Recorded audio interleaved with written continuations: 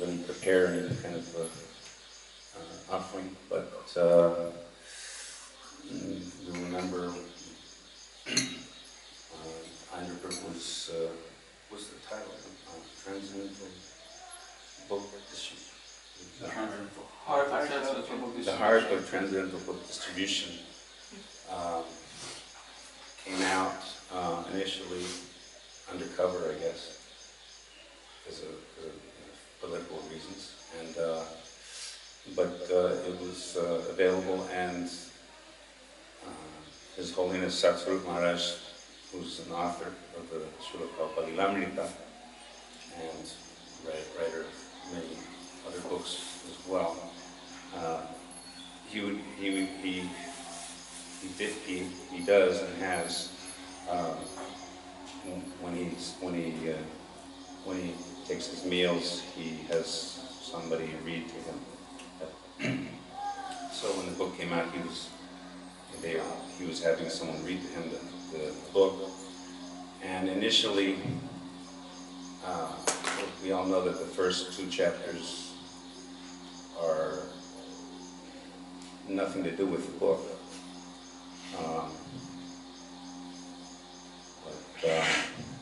So initially the readings were they were I guess the word is uncomfortable, and he was hearing from the disciple who was reading the book while he was taking his meal, and he was thinking that he's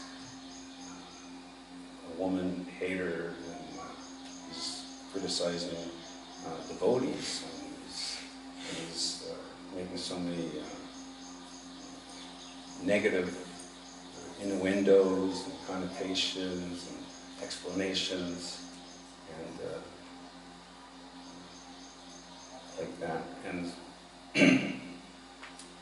this would go on for every day for a few weeks, until at the end the book was finished, and then initially it was so uncomfortable because of all the content of the preliminary part of the book. But then as the book went on, the readings went on, then he could see and understand the actual focus and main goal of Aindra Prabhu's message. And many devotees, senior devotees, they also understand, despite them also maybe initially having some uncomfortable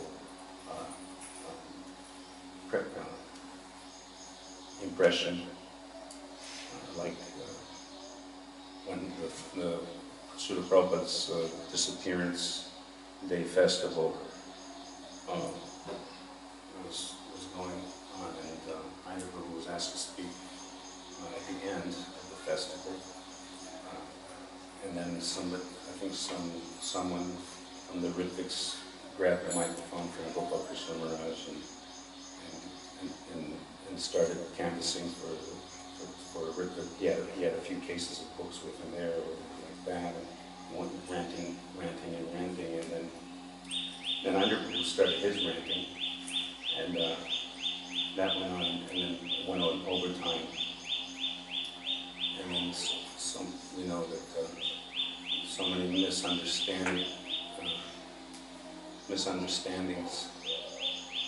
but even I believe the Krishna Maharaj was there at the time. He told us after Aindra Prabhu left the planet, a few days later, a few weeks, was that a few days later, he said that when Aindra was saying to hell with this, and to hell with that, and to hell with this, and to hell with that, and to hell with this, on and on and on and on and on, and all the GBCs and all the sannyasis and all, during the festival, they're all there in the pandal, and he was just going on and ranting and raving. So then Veer Krishna Maharaj said that, is this true? Is this, what is what he's saying the truth? Is this real? And then he was very, very doubtful. And he was like confused. He was having like some kind of like confused experience. And then when after Aindra left, then Veer Krishna Maharaj came to Vrindavan, or he was already here, I don't know. A few days later, we had that meeting in the temple room with all the assembled devotees, and he started his speech by saying, His Divine Grace, Sripad Aindra Prabhu. And so everyone, today obviously everyone recognizes Aindra Prabhu's. Of course, some people still may argue that to use the honorific title of His Divine Grace is not appropriate, but why isn't it not appropriate? He's not even here now. So it's not like he's going to use some, or misuse some honorific title for his own device and then fall down or something like that. He's not here anymore. So what's the problem? So many people, on the Vaishnava calendar we have His Divine Grace Gaur Govinda Maharaj. We have His Divine Grace for Damodar Maharaj. So some devotees might think that that title is only to be reserved for His Divine Grace through the Prabhupada. But in our tradition, it's not something that's monopolized, like a monopoly. So if the same GBC member that was surprised and confused at Aindra Prabhu's reading of a section of his book, then later on understood that actually there's nothing incongruent or unappropriate, then why not? So, should I say something more?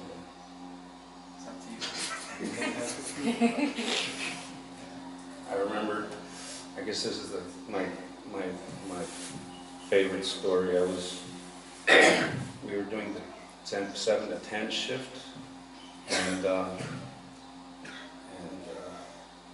for some reason I was sitting up front in the Bhagavatam class, which I now realize that's not very appropriate. But I wasn't chanting out loud. I was doing japa not even unaudibly. In other words, nobody could hear anything. There wasn't not even a whisper, not even a vibe like that. No lips moving. That's right. I tried to put my hand. I tried to use my hand now. But anyhow,